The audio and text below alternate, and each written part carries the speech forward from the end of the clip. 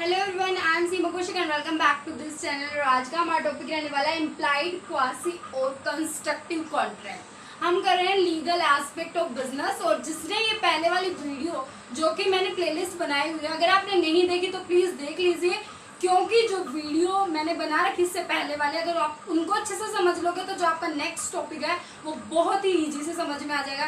क्योंकि आपको पता होगा जो बिजनेस लॉ है वो कनेक्ट होता है। अगर आपको बेसिक टर्मिनोलॉजी की नॉलेज नहीं है तो आपको आगे कुछ भी समझ में नहीं आएगा। इसलिए पहले वाली वीडियो को अच्छे से देख लो, ठीक है। और अगर आपने वीडियो को लाइक कर दो, और अगर चैनल सब्सक्राइब नहीं किया तो कर दो, और अपने फ्रेंड्स के साथ शेयर कर दो, ठीक है। चलो आज हम करेंगे डिस्कस इम्प्लाइड, क्वासी और कंस्ट्रक्टिव कॉन्ट्रैक्ट। देखो, कॉन्ट्रैक्ट के वर्ड से हम फैमिलियर है, हमें पता है कि कॉन्ट्रैक्ट का मीनिंग क्या होता है। कि सबसे पहले आपके सामने कोई प्रपोजल आता है, आप उसको एक्सेप्ट करते हो, प्रॉमिस बन जाता है, उसमें कंसिडरेशन ऐड हो जाता है, एग्रीमेंट बन जाता है, फिर लॉ बीच में आ जाता है, जिससे क्या बनता है, आपका कॉन्ट्रैक्ट बनता है।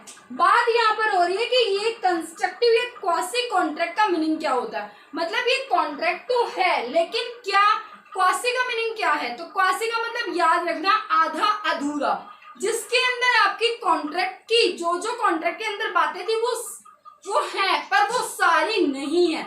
वो बातें जो हमने अभी करी कि फ्री कंसेंट होना चाहिए, ठीक है, कॉन्ट्रेक्चुअल कैपेसिटी ऑफ पार्टी क्या होता है, एक कॉन्ट्रैक्ट के अंदर एक एग्रीमेंट होगा, प्रपोजल होगा, ऑफर होगा, एक्सेप्टेंस होगी, कंसिडरेशन होगा, वो सारी की सारी इस कॉन्ट्रैक्ट के अंदर नहीं होती, वो आधा अधूरा होता है। इसलिए उसको क्या बोलते हैं? क्वासी कॉन्ट्रैक्ट बोलते हैं। अब बात यहाँ पर आती है क्वासी कॉन्ट्रैक्ट का मतलब क्या होता है। देखो, क्वासी कॉन्ट्रैक्ट और सिंपल जो वैलिड कॉन्ट्रैक्ट होता है उसमें डिफरेंस क्या होता है। नॉर्मल एक बार समझो कि जो हमारे वैलिड कॉन्ट्रैक्ट होता है उसके अंदर तो वही सीरीज होती है जो भी मैंने बताई, लेकिन क्वासी कॉन्ट्रैक्ट के अंदर क्या होता है, आपस में जो पार्टी होती है ना, वो आपस में नहीं मिलती है, ठीक है, वो दोनों की दोनों एग्रीमेंट नहीं करते हैं। यहाँ पर लॉ ऑब्लिगेशन क्रिएट करता है, और लॉ ऑब्लिगेशन क्रिएट करता है कि आपकी ड्यूटी है और आपको परफॉर्म करनी पड़ती है। इसलिए उस कॉन्ट्रैक्ट को क्या बोलते हैं? Quasi contract. इसका एक सिंपल सा एग्जाम्पल है। फॉर एग्जाम्पल कि एक कंपनी है, उसको ना वो अपने एम्प्लॉइज को सिलेंडर भेज रही है, ठीक है, तो उसने मिस्टर ए को सिलेंडर भेजना था, लेकिन उसने मिस्टर ए की बजाय मिस्टर बी के पास भेज दिया। अब मिस्टर बी को लगा कि उसका सिलेंडर कंपनी भेज रही है, इसलिए उसके पास आ गया होगा। उसने बिना, उसको कुछ नहीं पता था, उसने अपने सिलेंडर को अच्छे से इस्तेमाल कर लिया। अब कंपनी को जब पता चला कि मिस्टर ए को सिलेंडर भेजना था, क्या उसके पास भेजा गया, उसने बोल दिया कि नहीं, मेरे पास तो नहीं आया। अब कंपनी ने जब अच्छे से एनालिसिस किया तो पता चला वो तो मिस्टर बी के पास पहुंच गया। तो यहाँ पर अब लॉ ये कहेगा कि मिस्टर बी, आपने उस सिलेंडर का इस्तेमाल किया है, इसलिए आप इसकी पेमेंट करो। तो क्या वो मिस्टर बी मिस्टर ए को पेमेंट करेगा सिलेंडर की? तो क्या पहले ए और बी में दोनों में कुछ एग्रीमेंट हुआ था? नहीं। यहाँ पर जो ऑब्लिगेशन क्रिएट हुई वो किसकी वजह से हुई? लॉ की वजह से हुई। इसलिए हम कह सकते हैं कि वो कौन सा कॉन्ट्रैक्ट हो गया? Quasi contract. तो सबसे पहले जो हमारा मेन मोटिव होता है कि हम उसको बेस को अच्छे से क्या करें, बिल्ड करें। तो इसकी वजह से हमें क्या करना पड़ेगा, एक बार क्वासी कॉन्ट्रैक्ट, क्वासी और वैलिड कॉन्ट्रैक्ट के बीच में डिफरेंस अच्छे से समझना पड़ेगा। क्योंकि अगर हम इन दोनों का डिफरेंस समझ लेंगे तो हमें पता चल जाएगा कि क्वासी कौन सा होता है, वैलिड कॉन्ट्रैक्ट क्या होता है, ठीक है। सबसे पहला डिफरेंस तो यही है कि क्वासी कॉन्ट्रैक्ट के अंदर दोनों पार्टी आपस में एग्रीमेंट नहीं बनाती। दैट मीन्स यहाँ पर जो ऑब्लिगेशन क्रिएट होती है वो किसके द्वारा होती है? लॉ के द्वारा। और वैलिड कॉन्ट्रैक्ट के अंदर ऑब्लिगेशन कैसे क्रिएट होते हैं? जब दो पार्टी आपस में क्या करती हैं? एग्रीमेंट बनाती है, ठीक है, समझ में? सेकेंड पॉइंट क्या है, यहाँ पर लॉ बना रहा था और यहाँ पर दोनों का एग्रीमेंट। सेकेंड बात यहाँ पर ये है कि क्वासी कॉन्ट्रैक्ट आपका जब बनेगा जब किसी पार्टी को या तो कोई प्रॉफिट अर्न हो रहा है, या उसको कोई चीज मिल रही है, या कुछ भी उसको, मतलब वो रिसीव कर रहा है, उसको प्रॉफिट मिल रहा है, या कोई भी गुड्स उसको गिरी हुई मिल गई, किसी भी तरीके से उसको फ्री में कुछ मिल गया, तो यहाँ पर ऑब्लिगेशन क्रिएट होते हैं। लेकिन वैलिड कॉन्ट्रैक्ट में ऐसा कुछ नहीं होता। क्लियर हो गया दोनों पॉइंट? ठीक है, लॉ के द्वारा बनाए जाते हैं और इसके अंदर एग्रीमेंट से, और यहाँ पर उसको कुछ प्रॉफिट, सम ऑफ प्रॉफिट उसको रिसीव हो रहा है, कोई भी चीज रिसीव हो रही है, तब उसकी लॉ ऑब्लिगेशन क्रिएट करेगा। लेकिन वैलिड कॉन्ट्रैक्ट में ऐसा कुछ नहीं है। अब हम डिस्कस करेंगे क्वासी कॉन्ट्रैक्ट और वैलिड कॉन्ट्रैक्ट के टाइप्स। मतलब किस किस कहाँ से अगर हम बात करें तो कहाँ से हम ये मानेंगे कि कौन से ऐसे कॉन्ट्रैक्ट होंगे जो क्वासी कॉन्ट्रैक्ट के अंडर आएंगे। ठीक है, तो याद रखना ये जो है वो सेक्शन 68 से लेकर 72 तक है।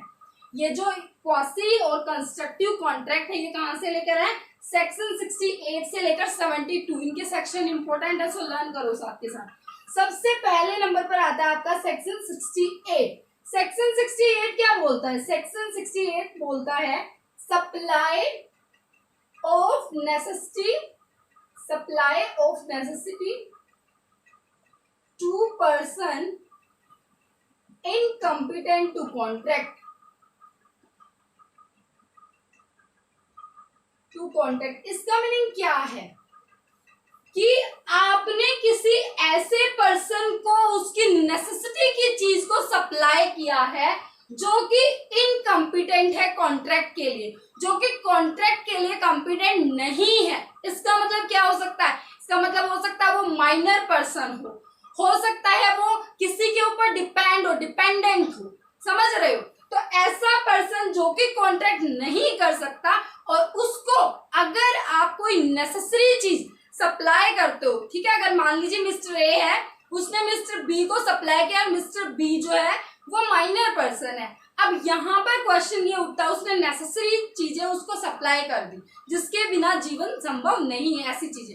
अब यहाँ पर क्वेश्चन ये है कि क्या ऑब्लिगेशन क्रिएट हुई, तो लॉ ये कहता है कि जो मिस्टर बी की प्रॉपर्टी है उसमें से वो हिस्सा अपना ले सकता है जितनी उसने सप्लाई करी है। समझ में आई बात। Supply of necessity to a person incompetent to a person section 68 में गिवन है और ऐसे कॉन्ट्रैक्ट को हम क्वासी कॉन्ट्रैक्ट बोलेंगे।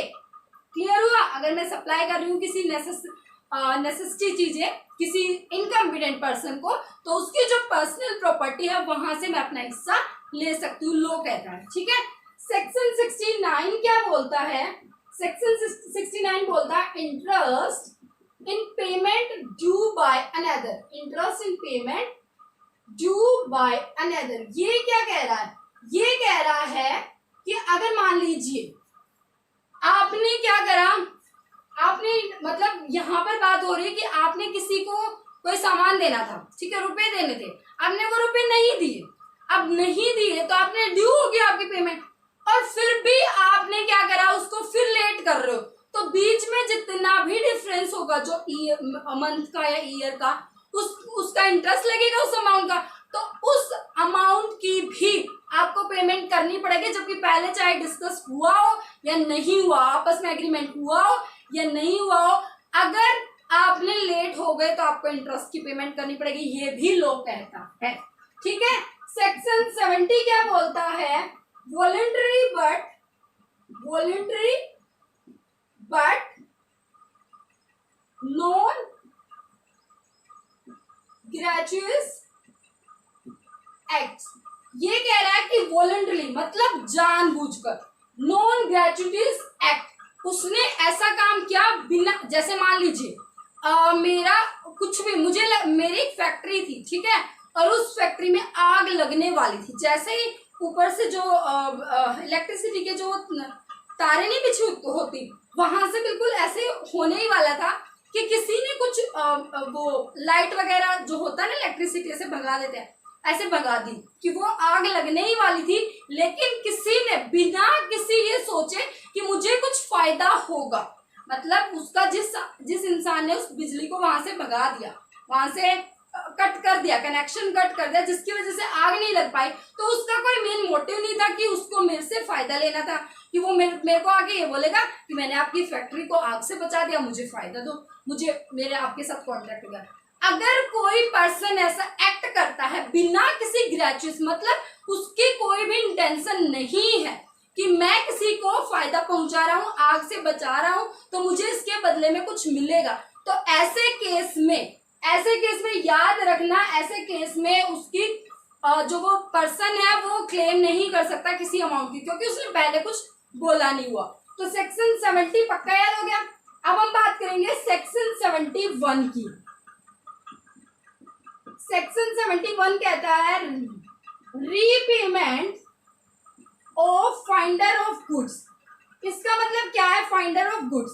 यहाँ पर अगर आपको कोई सामान मिल जाता है किसी का गिरा हुआ, मान लो आपको कोई पर्स मिल गया या फिर कुछ भी आपको गिरा हुआ मिल गया किसी का, ठीक है, तो आपकी ये ऑब्लिगेशन बनती है, लॉ ये कहता है कि आप उस जिसका भी गिरा है उसको ढूंढो और उसको दो। और अगर वो आपके सामने आ जाता है कि हाँ ये सामान मेरा, तो उसको दो। अब मेरा और आपका सामान, आपका पर्स गिर गया, ठीक है, मैंने उठा लिया पर्स, वो देखा इसमें तो अच्छे खासे रुपए हैं। थोड़ी देर में किसी का फोन आ गया, उसमें मान लीजिए उसमें फोन भी था, ठीक है, तो फोन आ गया तो मैंने हेलो बोला, हाँ जी कौन बोल रहे हो?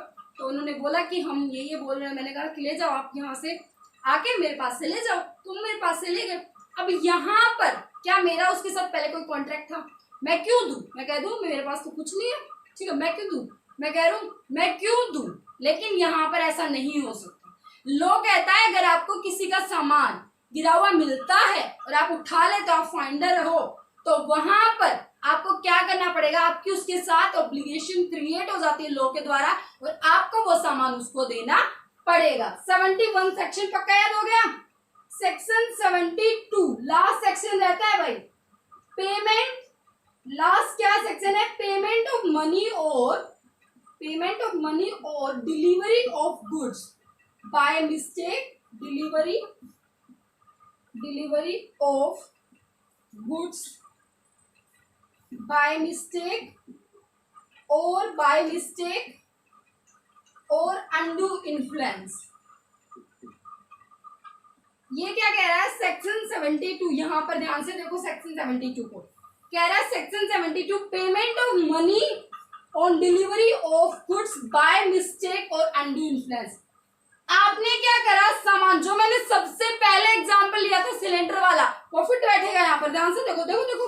Payment of money on delivery of goods by mistake आपके घर पे सिलेंडर पहुंच गया, तो क्या आप उसको वापस नहीं दोगे? देना पड़ेगा। नहीं तो आपको क्या करनी पड़ेगी?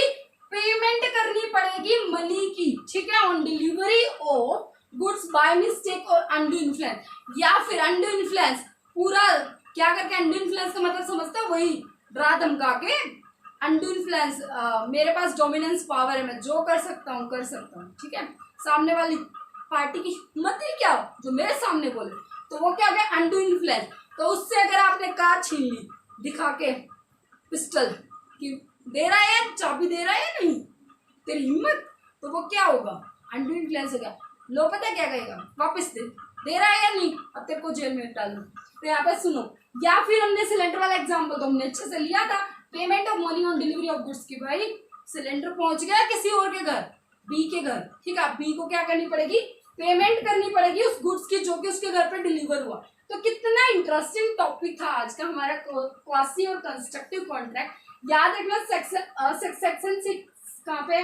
सेक्शन 68 से लेकर सेक्शन 72 तक, बिल्कुल इजी से है, याद कर लो। 68 के अंदर है नेसेसिटी वाला, देखो 68 मतलब नेसेसिटी, जरूरी। सबसे पहले में क्या जरूरी है? खाना पानी पीने का, जीने के लिए। तो 68 से 72 तक है 68 नेसेसिटी, ठीक है। 69 दूसरे नंबर पर खाना पानी पीना में इंटरेस्ट आया, तो दूसरे नंबर पर इंटरेस्ट की बात आ गई। 70 में हमारा मन करने लगा, अब इंटरेस्ट आ रहा, तो मन, इंटरेस्ट मतलब मन, मतलब वॉलेंटरी, स्वेच्छा, वॉलेंटरी। 71 मतलब वॉलेंटरी मन किया, भगवान ने क्या किया, हमें सामान गिरा हुआ मिल गया, एकदम से सामान उठा लिया वहां से, ठीक है, फाइंडर। लास्ट में क्या हुआ, जब फ्री में कुछ मिला ना तो वापस पेमेंट और डिलीवरी करनी पड़ी। तो दोबारा से फटाफट बताओ मुझे, 68 में मैंने क्या कहा? नेसेसिटी की चीजें, 68 हो गया। 69 में इंटरेस्ट आया, 70 के अंदर वॉलेंटरी, 71 के अंदर वॉलेंटरी हो गया। 71 के अंदर जैसे ही मेरी स्वेच्छा हुई, मुझे कुछ सामान गिरा हुआ मिल गया, फाइंडर ऑफ गुड्स। और उसके बाद 71 के बाद 72, अगर मुझे सामान मिल गया तो अब मुझे वापस देना पड़ा, तो पेमेंट करनी पड़ी। तो सारे इजी से है ना, बिल्कुल आसान है ना। Supply, interest, voluntary, finder of goods और जो मिला है delivery of payments of goods. सारे के सारे लर्न हो गए सेक्शन और हमारा हो गया क्वासी और कंस्ट्रक्टिव कॉन्ट्रैक्ट बिल्कुल पक्का और इम्प्लाइड, तीनों नाम याद रखना, इम्प्लाइड, क्वासी और हमारा क्या था कंस्ट्रक्टिव। ठीक है, और thank you so much, bye bye, take care. और वीडियो अच्छी लगे तो लाइक सब्सक्राइब जरूर कर दिया, सब्सक्राइब आपने कर रखा है नो, अपने फ्रेंड्स के साथ करवा देंगे। ठीक है, okay bye bye, take care.